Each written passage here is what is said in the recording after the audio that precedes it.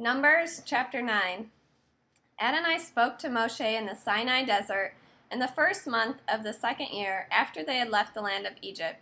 He said, "Let the people of Israel observe Pesach at its designated time.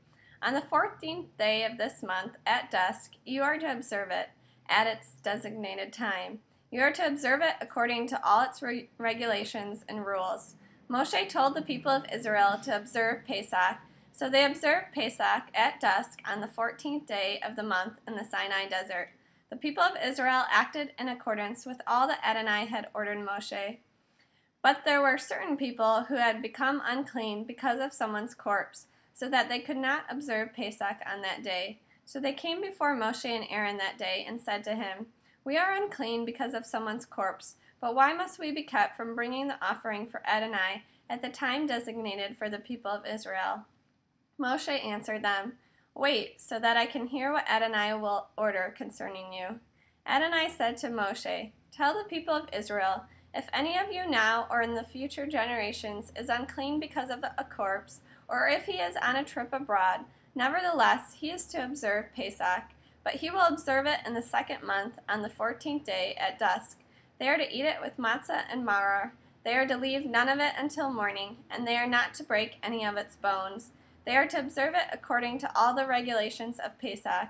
But the person who is clean and not on a trip, who fails to observe Pesach, will be cut from his people, because he did not bring the offering for Adonai at its designated time.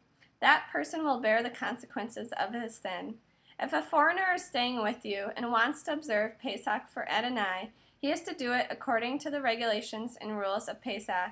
You are to have the same law for the foreigner as for the citizen of the land.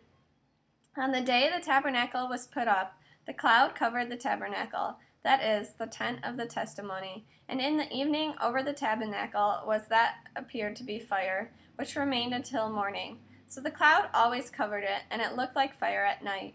Whenever the cloud was taken up from above the tent, the people of Israel continued their travels, and they camped wherever the cloud stopped.